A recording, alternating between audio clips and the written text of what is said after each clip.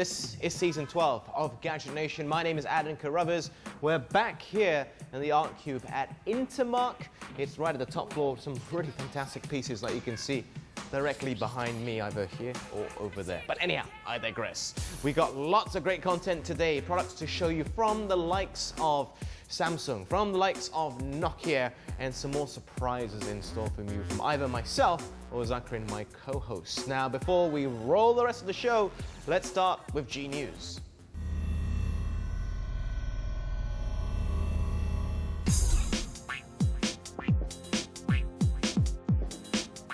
Red One Mobile Sdn Bhd announced that it plans to promote the newly launched HP Slate 6 voice tab in Malaysia.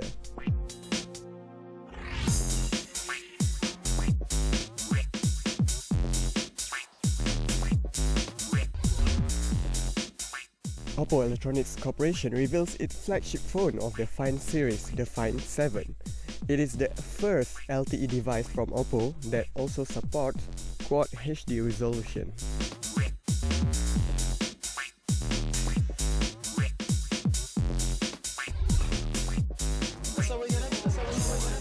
The first Alcatel One Touch concept store in Malaysia is located at the ground floor of Loyat Plaza Bukit Bintang. The concept store will provide a richer and more interactive user experience for consumers. The store will also showcase all current phone models that have recently been introduced to the local market, as well as highlight up and coming phone models. All right, I told you a bit about Samsung. Well, we got something from their Note series, the Pro.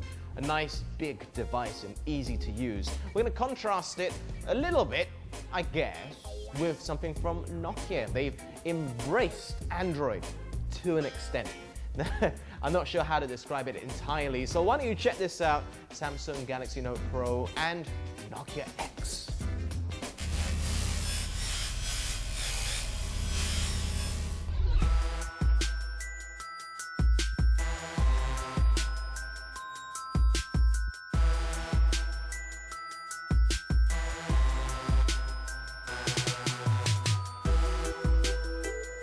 I am truly excited by this. I am really psyched up because I'm holding in my hands something like this. It may look small, it may not look too imposing compared to what we've seen with tablets and everything, but this is very exciting. This could signal something big for the future. It is the Nokia X. Nokia have come out with something else in the very budget phone market category. Interesting in the sense that it's not quite an Android device. Take note that there's nothing here when you're looking at it which says, hey, look at me, I'm an Android device.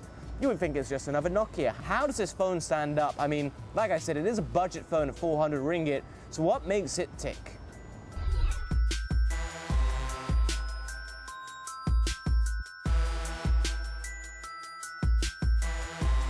Firstly, this is a very nice colored phone. I think it's harsh, but at the same time it's nice. This nice green, vibrant tone that it has. Talking more about the specs, it's 4 inches display, IPS. It's not the highest resolution, obviously, it's 800 by 480. Dual core inside, Snapdragon, 512 megabytes of RAM. So like I said, it's not the most powerful phone out there, but it'll definitely do the job.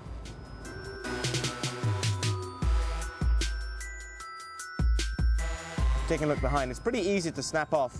You just put your thumb on one of the corners and you just leverage it and out it comes. So that's the case, very basic, nice polycarbonate shell. It's pretty cool. Now, this is how it looks like on the back. A rather large battery, say it can last up to 22 days. As you can see right here, this is a dual SIM card phone, so if you like to travel a lot, if you have 2 numbers, etc., it could prove very useful for you indeed. And right there, it's micro SD. Now, the internal memory is only 4 GB of memory, rather, not RAM. However, this is expandable up to 32 GB, so obviously a lot more in that aspect for you to put your music on, etc. And I'll tell you what, when it's in your hands, it feels just the right weight. And it's got this nice textured back as well, this polycarbonate shell, which adds to something which feels not quite in its price market of 400 ringgit or 399. Feels a little bit more upmarket than that.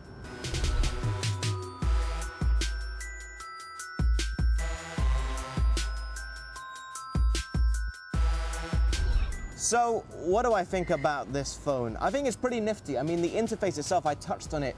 It's not 100% Android. For example, they're actually using the open source, but they can't actually use the branding of Android. And something which you expect from, say, Samsung or LG, they really got to stick to what Android says you have to use, like maps, etc. With this, you can't really use some of the location settings, you can't use your payment details, so developers might come, or the consumer as well, might come to a little bit of trouble in that aspect. Saying that, on launch, they said about 75% of apps should work on this device. Now, of course, this is all looking down the line. I don't know what Nokia's plans are for the future, but if this is just the start of it, it's a very promising start indeed. Like I said, remember the price point. It's 400 ringgit, or 399. So obviously, you get what you pay for, but even at that level, it's still, I think, knocking well above its weight category.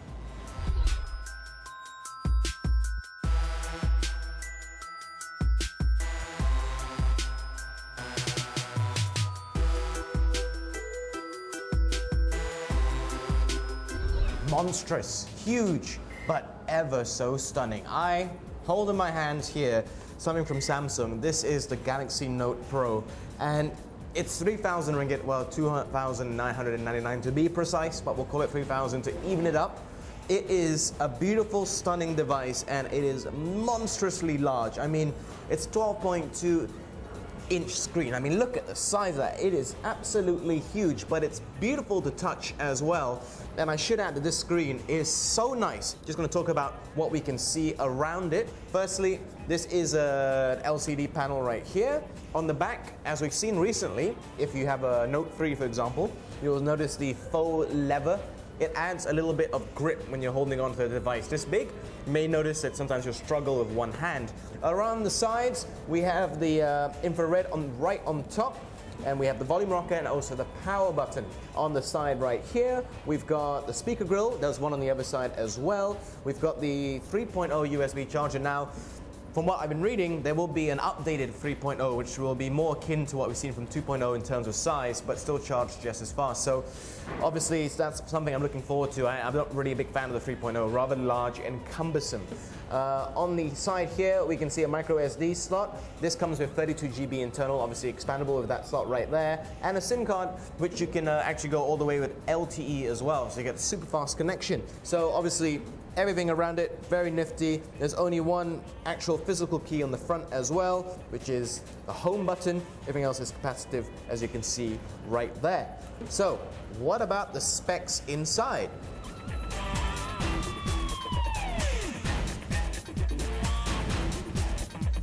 Now, those are some crazy specs. This really fits into the high-end spectrum. I mean, the 800 chipset, very powerful, quad-core, everything you want inside this. 3 GB of RAM, that is fantastic if you ask me. Haven't also touched on the fact that this is a Galaxy Note series model, obviously, so we also have the stylus, which I haven't shown you, fits in right there at the side.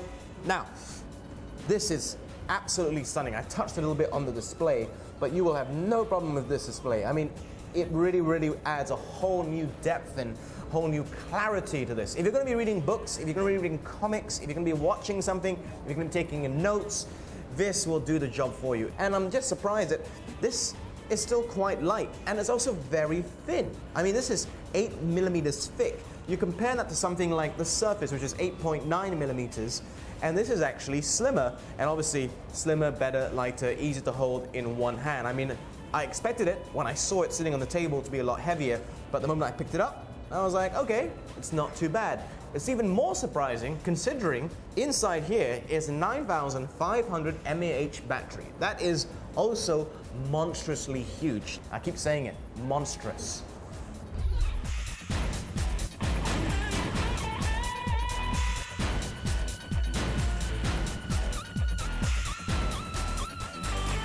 In closing, what do I think about this from Samsung? They've done a great job. I mean, the weight, like I touched on, is actually 750 grams.